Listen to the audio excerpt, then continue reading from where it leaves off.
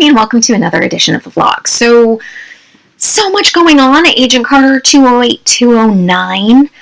The Edge of Mystery and a little song and dance. So I had a lot of notes, a lot of things. I just want to say that if last week's episodes were all about the consequences for Peggy's actions, this is about everyone else learning about consequences and accepting the responsibility for things they've done. Thompson, in a staggering amount of turns and backstabbing and whatever, kind of realized that he had been used and was trying to work back. Although, in true Thompson fashion, it's not really a great way. It's not really a great way at all. It's just backstabby.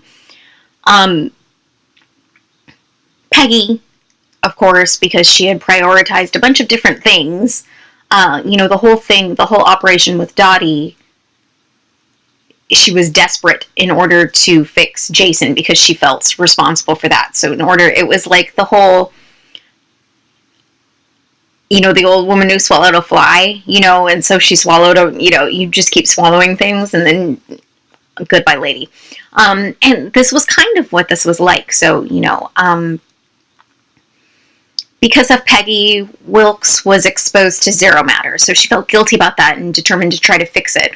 So in order to get the zero matter that they would need, she released Dottie, and then Dottie escaped. So then she's determined to catch Whitney, and everything just keeps getting bigger and bigger and worse. Jarvis, because Anna was shot, was determined to get revenge. Sousa is determined to help Peggy. Well, actually, Sousa's just doing the right thing. Sousa's actually the most rational of all of them. Yeah. So everybody's kind of suffering from the consequences, and now, so it's kind of this big pivot point. These 2 hours were a big, giant pivot point for people to kind of accept it and realize what they needed to do. So Jarvis, he had tried to assume this role of vengeance, which really isn't him, and obviously it wasn't satisfying because Whitney didn't die. All it did was make her mad. It was a very Terminator kind of moment. And, so on the other hand, Jarvis went to Anna and was like, I'm stepping back from this. And Anna was a reminder. She's like, no, you're needed. But I think it's this whole thing that you have to find that balance. I really don't have a good feeling for Jack. I know that he's kind of on the right side right now, but it's one of those things that if he manages to survive this and someone from Hydra's like, hey, I would see him saying yes. He's in that mindset.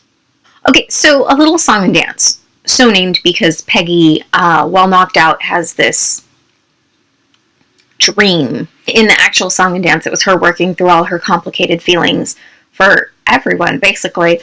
If depending on who you ship, it was represented. Angie was back. Dottie appeared, and there was Jason, and there was Sousa, and they were all there. And there were some very interesting looks between Angie and Peggy. And honestly, I just love Dottie's, why, Peggy, I'll always be in your head. It was just such a perfect Dottie kind of moment. When they had announced the whole dance routine, I was a little concerned only because they had announced it as a crossover with Dancing with the Stars instead of a musical number featuring professionals from Dancing with the Stars, which really was actually a more accurate way of describing it, because they were all in the background. You maybe caught a couple glimpses, but it wasn't like, oh, hey, and here's this person. It wasn't anything lingering. They were just dancing. And I thought it was brilliant. And this Agent Carter cast is so, so talented. There were a couple of neat little callbacks. When the scientist guy, whose name I can't remember, when he wasn't sure what to do once Peggy had gone, and he was like, well, what should I do? And both Thompson and Sousa shout in unison, do as Peggy says. I thought that was absolutely brilliant. In the grand scheme of things, Wilkes wound up with way too much zero matter power. They recreated the incident. Wilkes absorbed it all, but Whitney was very upset. to the point where she was trying everything she could to extract it from him, and it just wasn't working. And so this is the interesting thing. Of the two of them, Wilkes has always been the one to extract it. Like, she absorbed it, and she had better control over it. But he just was kind of like this vacuum for it. And so now I'm very concerned for him, because obviously at the end of the episode, we just kind of saw the goop go everywhere. And not a good thing. And then in all of this, Anna, during the promo, when they'd shown the previously, they showed Anna getting shot. And I think in last week's video, I said that she got shot in the stomach, because I really thought it was the stomach. And no, it was her abdomen. And when I was watching, I was like, ooh, right in the ovary, like, just as a joke, and not really so much of a joke. And that was very sad, because obviously, if you think of people that you think would be wonderful parents, Anna and Jarvis, like, so much love. And then I thought of the silver lining, because obviously Anna and Jarvis are important to the future of the Starks. And so even though they might not have had a child of their own, they're there to be able to lavish all that love on Tony. And when Howard's not all there. And I think that that's important. I think that's very important. And a nice silver lining. And of course, I'm getting all choked up. I'm pretty sure this is allergy voice. I don't know. I don't think I'm getting sick.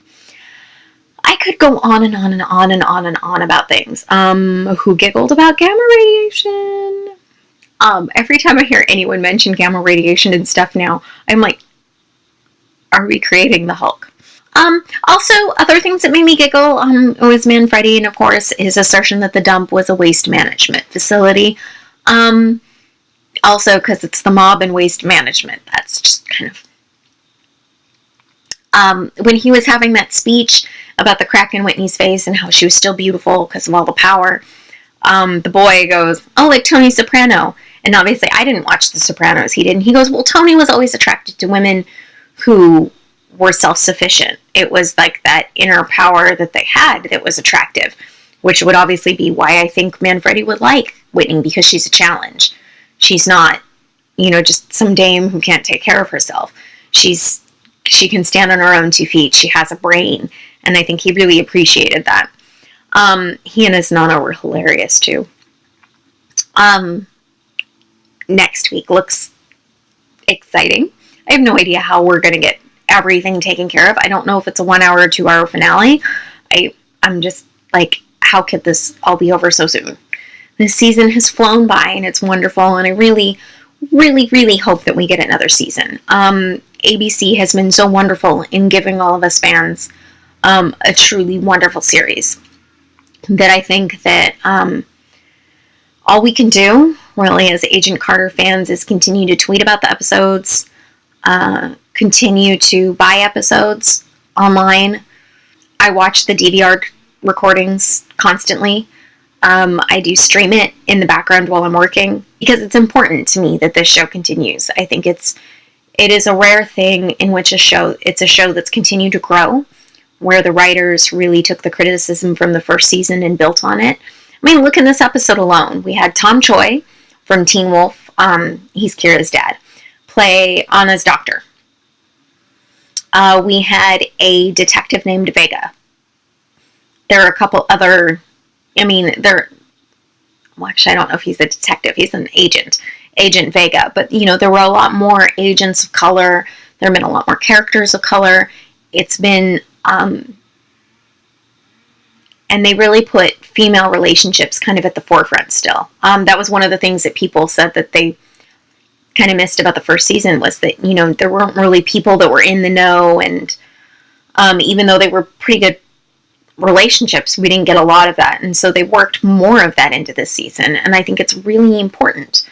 And it's good that we have a show that grows and changes. Also, it's just such a pretty show and talented cast. So here's to hoping that maybe we get a third season. If we had a third season, I'm guessing it would probably be the final season.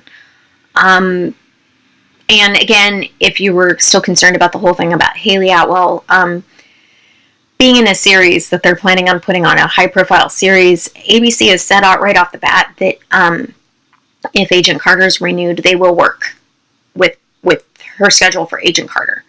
They will make it happen. So I think that's important to note. The ABC didn't need to say that. If they'd been planning on canceling it, they wouldn't have said anything.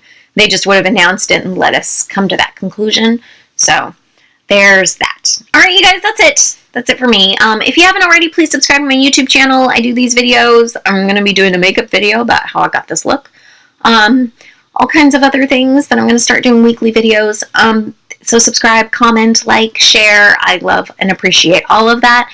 If you want to follow me on social media, head to my website. It is whitneydrake.com. I blog there mostly about social issues lately. But I have links to all my social media accounts. I'm everywhere. I'm basically everywhere. Well, you guys, I hope you have a great week. And I'll talk to you later. Okay? Bye. Where did my notes go?